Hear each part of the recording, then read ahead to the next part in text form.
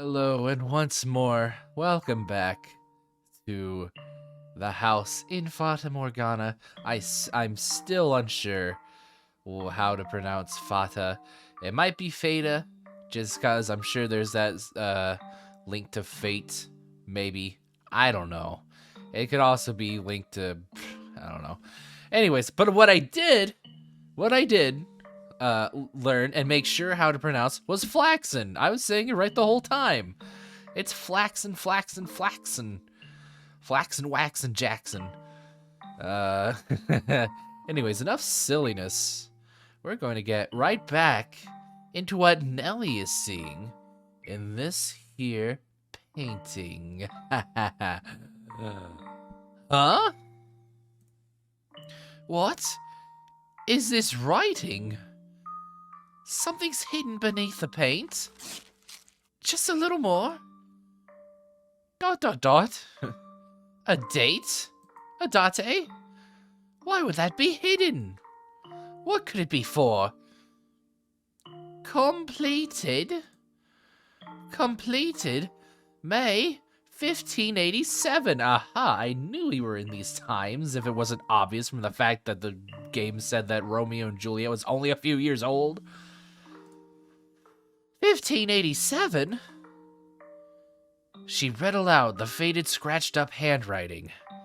After staring blankly at the text for some time, the color in her face began to drain. What is this? How? How could this have been painted 16 years ago? Oh, never mind. Ha ha. I wasn't even born yet then, and Mel would have been just a baby. Is this not me? Is this not Mel? There's still more writing. Urged on by her rapidly pounding heart, Nellie furiously scratched away at the painting. Even as her clean pink fingernails were soiled with fragments of paint and blood, she did not stop. She was so overwhelmed by trepidation that she could not stop. She had a horrible premonition that something was about to happen, something indescribable, incomprehensible. This is how I envision your son and our unborn daughter might look several years from now. Whoa, your son and our unborn daughter? Uh-oh. That's very odd phrasing. Your son, our unborn daughter? Yep. Your son and our unborn daughter? So this was a painting of the future? Then it really is of me and Mel. No, use your head, stupid. I'm only 14. 16 years ago, I would not have been even inside Mother. But then who is this? Who is that holding Mel's hand? Who is that with my brother? I'll kill her. More. There has to be. Ow. Found it. There's more writing. I have to know what this is. Calm down, Nellie. It's nothing to get worked up over. I'm sure it's nothing. As the sick piano organ plays in the background. Calm down and read. There's nothing to be worried about. If our unborn child... This is what the writing on the painting said. If our unborn child does not have your hair color, then you will probably not be able to take her in as your own. I will be punished and my life made miserable. And so I prayed that this child might have flaxen hair. Oh, the wheels are churning. The wheels are churning for sure. This is about to be something sick, I think. Something a little twisted and demented. But maybe There's a small possibility that the girl in the painting, the unborn daughter, might just be the white-haired girl. Maybe. I don't know how that would figure her own father into things. Though it is a sin to wish she has in her a trace of me. Though is it a sin? I see what you're saying. I do hope it's a girl. Oh. What am I reading? I don't get it. Someone tell me, what does this mean? A painting from 16 years ago. Hair color, sin. I do hope it is a girl.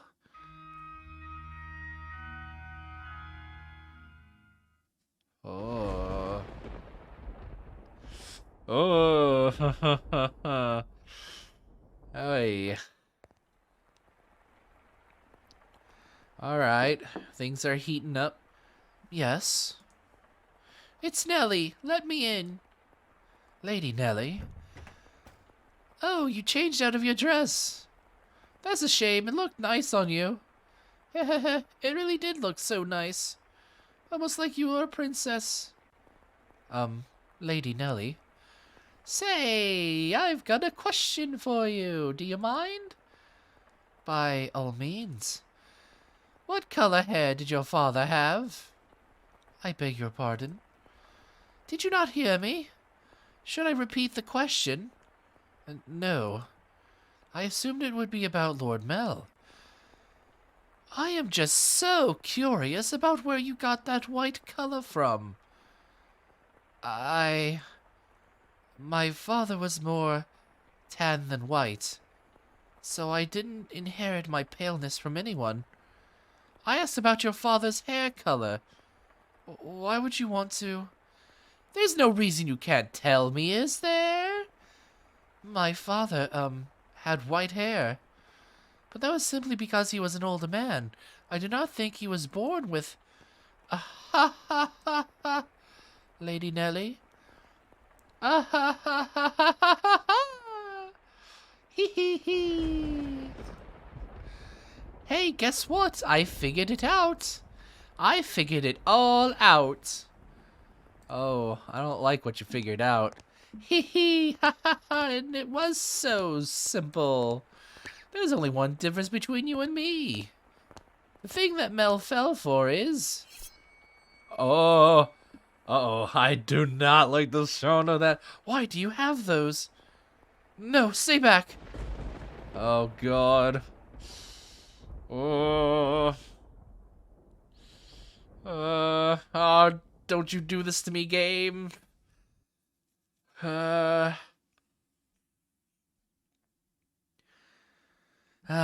have finally reached this point in the tale, Master. If your memory has been refreshed, then we can return to the mansion immediately. Very well, then. If you insist, Master, we shall proceed with the story. It was a stormy night, much like the one the white-haired girl had first arrived on. It was quiet as a crypt in the mansion, not a single light visible in the halls. The house sat in wait for the sun to peek out over the horizon. The darkness is, generally speaking, something that rushes by like a gust of wind as we sleep. The flaxen-haired young man, too, lay in bed, pale blue moonlight sporadically streaming through the gaps in his drawn velvet curtains as he attempted to submit to slumber. He was having difficulty drifting off, but as time trickled onward, he drew closer and closer to the arms of Morpheus.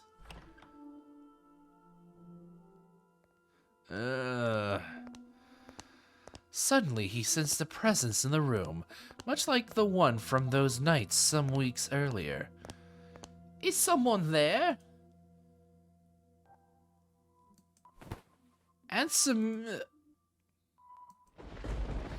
A slender, feminine finger pressed gently against his lips. There was no hostility in the motion, but rather a great deal of affection. The The silhouette faintly visible in the dark room was the same as that night. A flash of lightning shone through the drawn curtains, illuminating her beautiful white hair. Several silky locks spilled over her shoulders and brushed against Mel's cheeks. Oh no. Ooh, white-haired girl, what did you and Nellie do? A couple soft puffs of air tickled his face, as though she were silently laughing. He assumed her finger, held against his lips, was her way of telling him to stay quiet. She began to slowly, delicately trace the outline of his mouth, moving down his cheek and along his jawline as if over porcelain. You're, rather more forward than I remember. Well, I suppose you always were quite daring. This isn't the first time you've sneaked in my bedchamber. The boy said in an attempt to conceal his surprise. Do you remember the night she came to exact revenge on him for her father? Indeed, she had proven herself to be a rather bold girl once already. It's dark. I can't see you very well.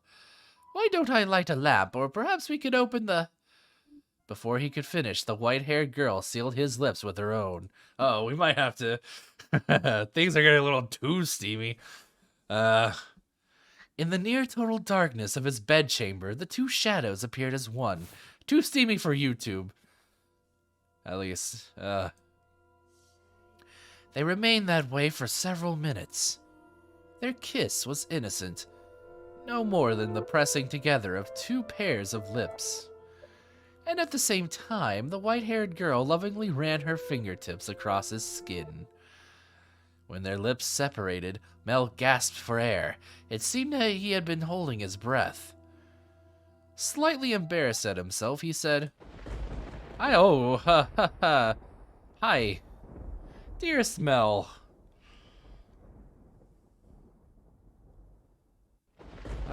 What's up? Hi. Whoa. Why are your eyes yellow? They're supposed to be red. Oh, no, I think I see what happened. Okay, whew. Right. Okay. Processing. That is Nell. With, white-haired girl's hair, I think. Nothing. He cannot speak. The silhouette hanging above him was certainly the white-haired girl's. Or was it? Because his next words were, Get off me! He reflexively shoved the girl, straddling him aside. She rolled off the bed, landing on the cold floor, but slowly, gradually, she crawled her way back toward him. That wasn't very nice. Veiled in darkness, she slowly lifted her head. And then, there was another flash of lightning. The heavy fabric of the curtains rustled, bolts of light streaming between the gaps. Her flaxen irises glimmered. Though in the bluish-white light, they took on a twinge of almost golden glow. No need to be so rough. This isn't the first time she's visited your bedchamber. Is it, Mel? Or did I not kiss you the same way? Tell me, how does she run her fingers across your skin? What does she do when she nuzzles up to you? Stop this madness, Nellie. Why would you do this? Because you like white hair, don't you, Mel? Oh, what is this weird chanting? You like white hair, which is why you fell for her, isn't it? So if I have white hair, then you'd fall for me too. Then I could be your princess again, dearest Mel. What are you even talking about? He could not escape from her. from his sister's piercing gaze. Why? What happened? How could she? Questions crashed into the young man's mind like waves in a stormy sea.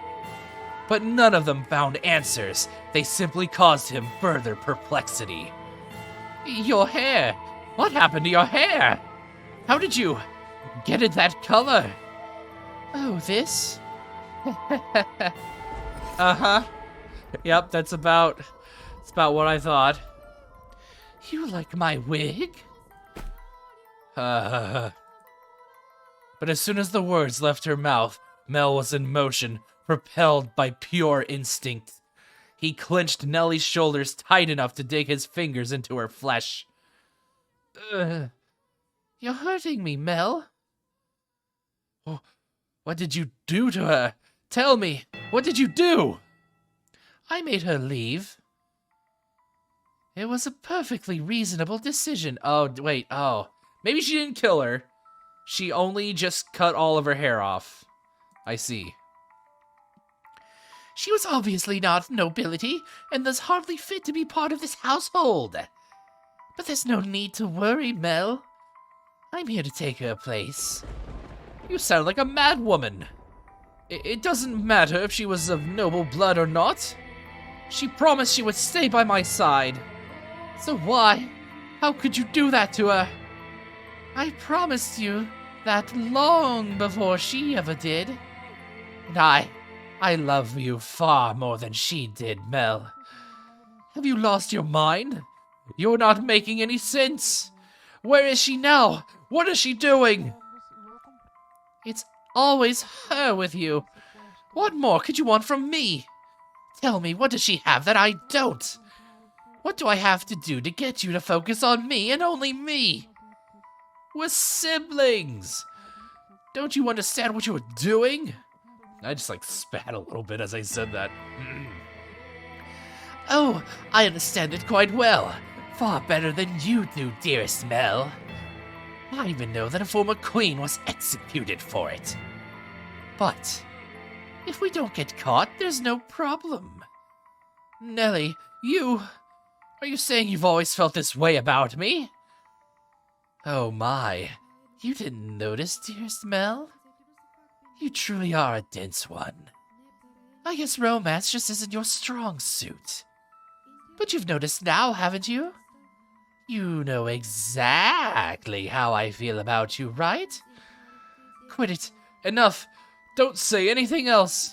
Stop having these insane feelings for me. It's disgusting.